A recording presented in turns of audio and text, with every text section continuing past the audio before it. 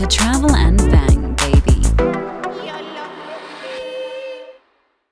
This is Marky Bravo the Mulatto. Thanks for tuning in for another episode of Travel and Bang. For all my travel bangers out there, you know what I'm about to do. I'm getting into some emails that were sent to me. Before we get at that, please hit subscribe and the like button if you haven't, so the algorithms can push my channel to another level. The more you support my channel, the more energy, time, and resources I can pour into the content creation of Travel and Bang. So let's get into the questions, shall we?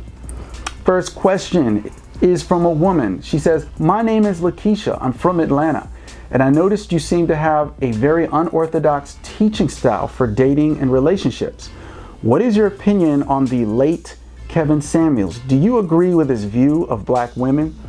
Well, on this channel, I'm gonna be honest, I don't ride the racehorse. I'm not going to single out one ethnicity, one race or culture of women and, cast judgment, an opinion on all of them. But I can say on a full spectrum, you know what I mean? Meaning all women, that Kevin Samuels, he was right. He was right in his professional analysis that because of the level of the social media accounts, putting the internet on steroids for most people, peering into other people's lives of having more wealthy, luxurious lifestyle, that a lot of young women these days have a very unrealistic expectation.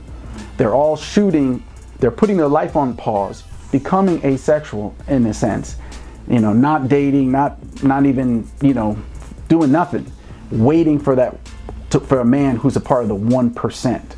When I say 1% of men, because we all know, would make, I would say 150, 200,000 and up. There's only 1% actually in the American population of men who make that type of money. Okay, so I do agree with Kevin Samuels on that.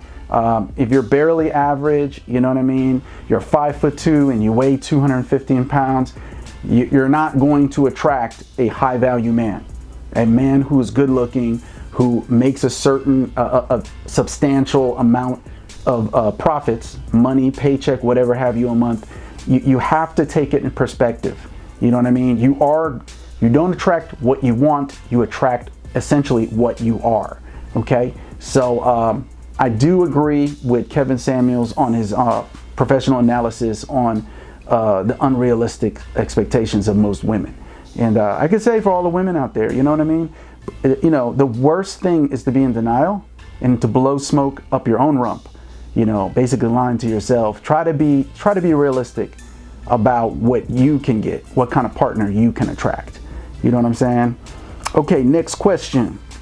Oh, I like this one. "My name is Tom and I'm 19 and I want to be a better lover. Is pornography a good way to become good in bed?" Okay, this is a loaded question right here. As you know, I'm not a big supporter of men, especially young men, watching adult cinema, pornography. I think because it eventually becomes an addiction. You know what I mean? So, and it plays tricks on your brain. See, back in the 80s, the 90s, you know what I mean? Before the advent of the internet, you had to put in like a DVD or a VHS tape, and you could only watch scene by scene unless you wanted to press forward or rewind, right? And that didn't happen right away. So what's going on now is porn is on steroids. You can go to any site, watch it, and basically consume 20 different women within 5 minutes. Just click here, click here, click here.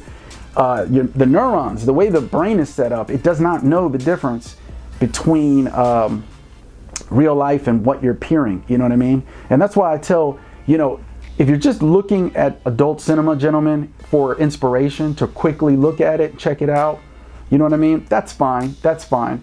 But if you're getting into adult cinema and actually engaging and using it as a masturbation tool, you're going to mess yourself up. You're going to mess yourself up. I really would not do that thing. Will it make you a better lover? Yeah, if you could pick up on different styles of fornication, you know what I mean?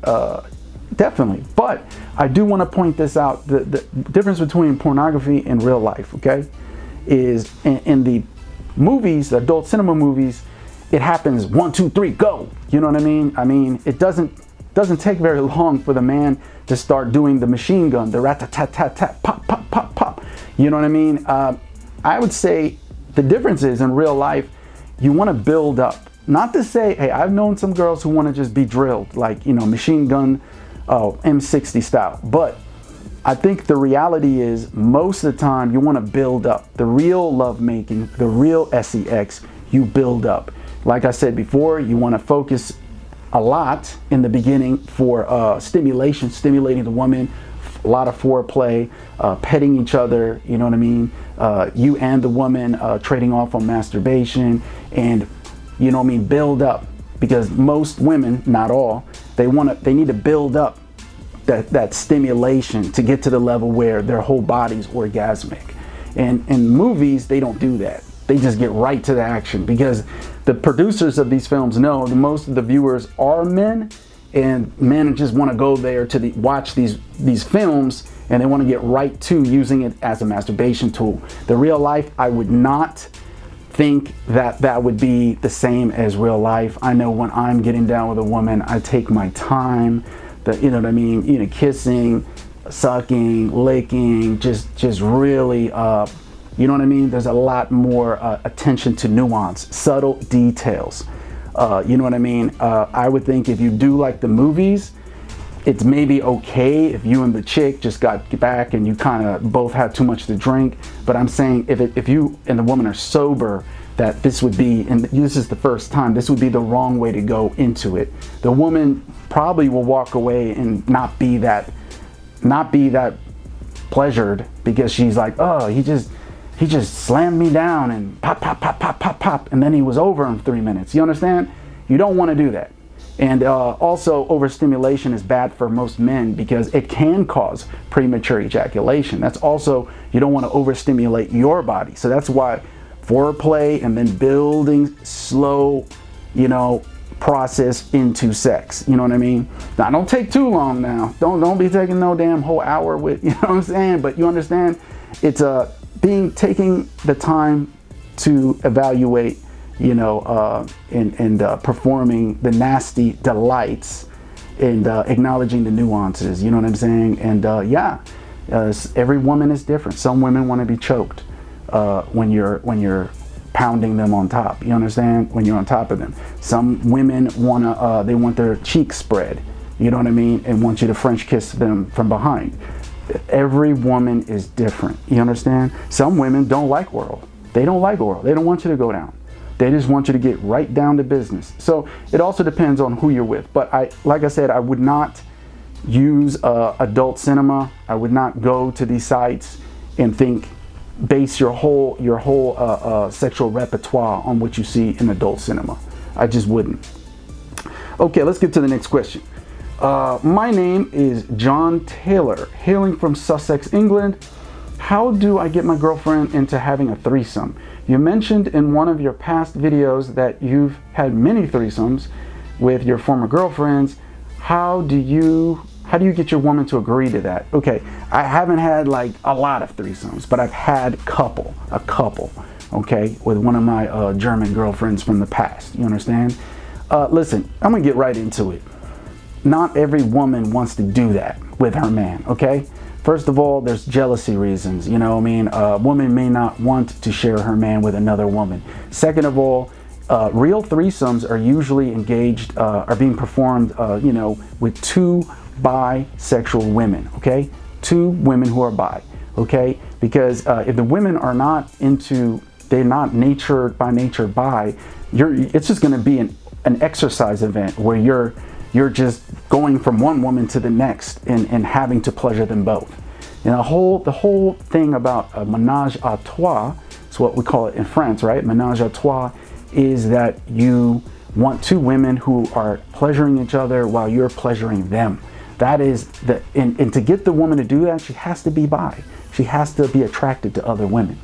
Second of all, you got to, from day one, tell the woman who's going to be your girlfriend, who is your girlfriend, from day one, she has to know you're a freak. You have to tell her, like, look, this is what I'm into. I just want to tell you up front, so she knows what she's getting into. If you put on that innocent, I just want you, baby act, what's going to happen is later when you bring it up, she's going to hate you. She's going to despise you. She might even break up with you. She's going to be like, hell to the nah.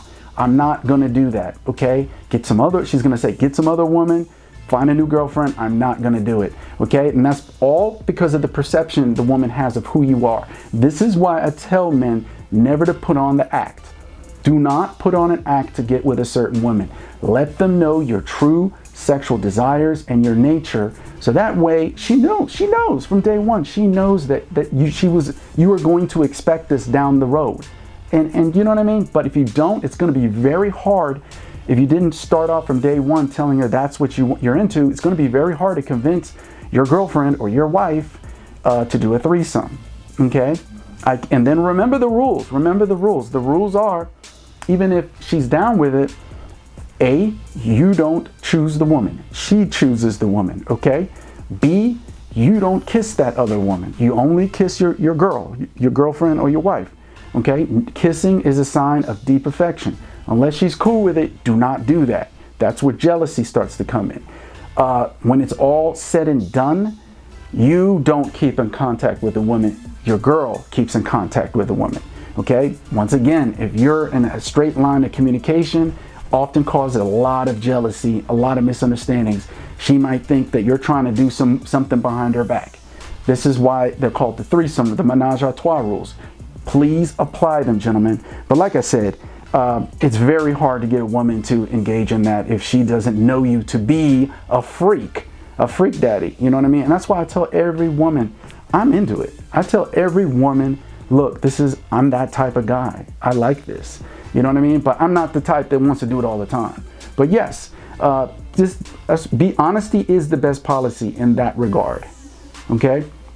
The last one is a message where, okay, I'm not even going to read, it's too long, but he says, how do you get women who are pushing back, he wrote, to accept a date with you? Okay? This is a problem with a lot of women. We told you about the different archetypes. The reciprocator, the rejector, the wholesome pretender, the erotic hypocrite, and the manipulative manipulative time waster, okay? But here we're dealing with two types of women in the beginning, is a reciprocator and a rejector. And for instance, I'm gonna put this message up. This is a woman who's actually a rejector. She writes to this dude after he asked her out. Actually, I know this guy, he's a friend, but she writes, I'm actually wildly busy. Okay, she's brushing him off. Between work and my kids, I have zero time for dating or socializing. Okay? He comes back with, hey, just tell me you're not interested. And then she says, I said what I said. Interested or not, I don't have time. And then he gets asinine, sarcastic and asinine. He says, you had time for your marriage. Okay, talking about her past relationship. She had time for that. And then now she gets really upset. She writes, you have some nerve. It's not even 8 a.m. Have a good one. Deuces. You understand? So with this woman, okay, and I'm gonna try to put this message so you can read it with me. This woman is a rejector. Okay, as I told most men out there, there's different reasons. We're gonna go through them real quick. Why women will reject you. A, she's stressed out. You know, who knows, someone passed away in her family. She's not feeling sexual, okay? So it doesn't matter who asks the woman out. She's not down. It's just the wrong time of the year, wrong time of the month. Second, you're not her preference. I've met women who only want to be with Caucasian men. I've met women I try to holler at that only want to be with dark complected black men. I've met women, Latinas, that only want to be with Latino men who speak Spanish and are familiar with the Latin culture, okay? And, okay, so you might not be her preference. It sucks because I'm a universal guy, okay?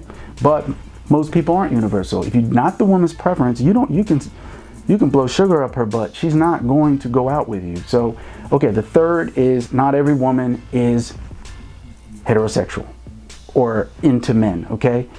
There's a lot of women that, you know, you might try to ask out and she's not really promoting it, her sexuality, but she's a lesbian. She's not heterosexual. She's not into men at all. And she's not trying to discuss her sexuality with this random guy asking her out. So she just shuts him down, trying to be polite, right? And those women, they're never going to wake up one day and say, oh, I'm heterosexual, I actually like men now. That's not going to happen, okay? Just like if you're a heterosexual man, you're not going to wake up one day and go, you know what? I would like to have some gay sex. I don't know. I'm just fiending for the C-O-C-K in my booty. You know what I mean? No. It's not going to happen. Let those girls go. Rejectors are rejectors. Life goes on. There's a billion women on the planet. Do not waste too much time trying to verbally strong arm a woman to go on a date with you. So it just eats up so much time, energy, when you could already be focusing on the next chick.